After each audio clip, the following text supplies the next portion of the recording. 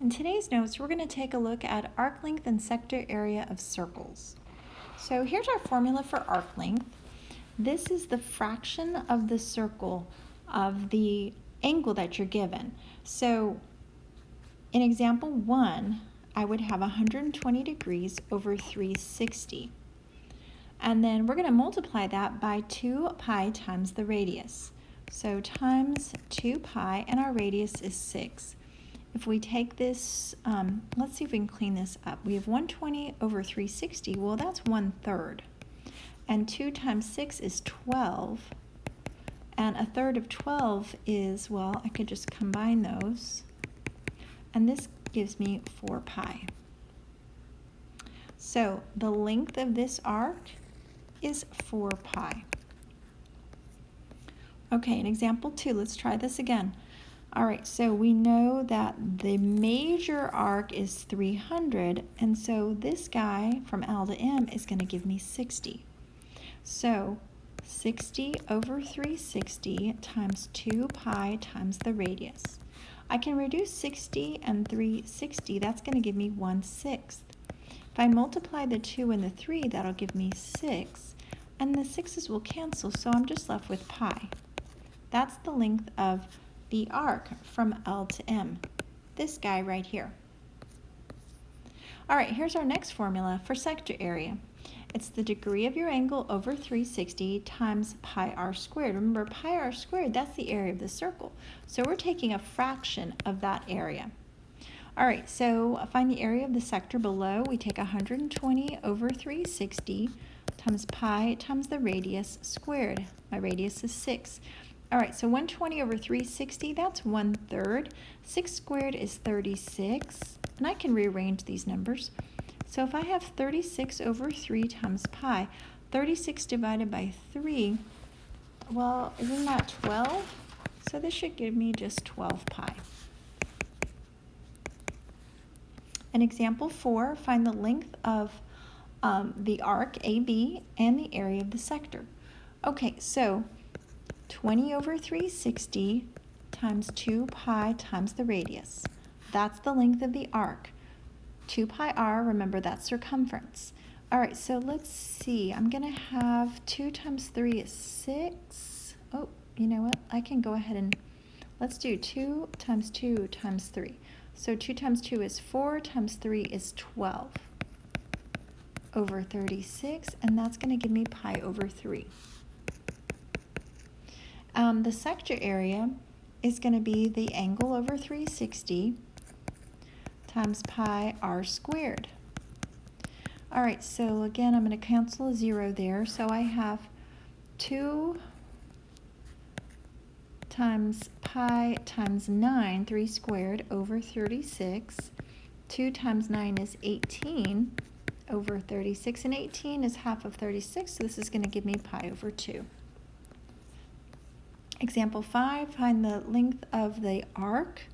All right, so the major arc is 210. So 360 minus 210 is 150. This arc here is going to be 150. So 150 over 360 times 2 pi times the radius. All right, so let's see. I'm going to cancel a 0 on both of these. So I've got 15 times 2 times 5. I don't know that, but I could take it to a calculator. 15 times 2 is 30 times 5. Actually, 30 times 5 is 150 over 36. And I think that reduces. Let's see, how about 75 over 18? And let's see, those reduced. How about 25 over 6 reduced by 3?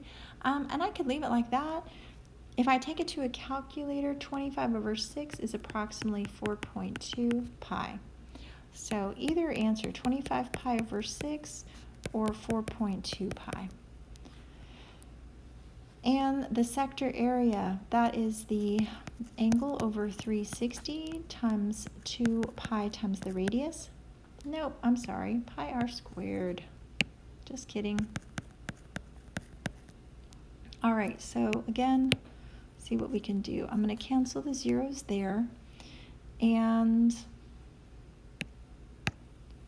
So this is 15 times 25 pi over 36.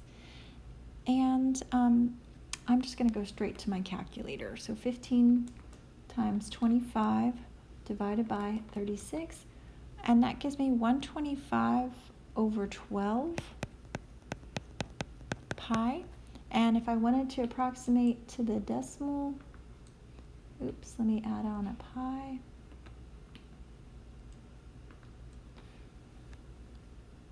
About, well, if I reduce 125 over 12, that gives me about 10.4 pi. Or 125 over 12 pi. Either one of those is good. Example 6, find the radius. Okay, so now we're going to kind of work backwards. We're given the length of the arc. So my formula for the arc length is the angle. Oh, and it's 90 degrees. Nice. So this 90 over 360 times 2 pi r, and this is going to equal 8 pi. All right, so 90 over 360, that's 1/4. If I divide both sides by 2 pi, that's going to give me 1/4 r is equal to 8 divided by 2 is 4, and the pi's will cancel. If I multiply both sides by 4 over 1, my r is going to give me 16. And our units are given in centimeters, so I'll put centimeters. All right, one more example. The area of the sector AOB is 432, and the measure of the angle is 120. So 120 over 360 times pi r squared is equal to 432 pi. If I divide both sides by pi, I'm going to say pi and pi, I can at least get rid of the pi's, right? And 120 over 360 is 1/3. R squared is equal to 432.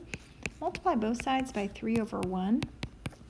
And r squared is going to be, well, 432 times 3 is 1296. If I take the square root of 1296, that's going to give me r is 36.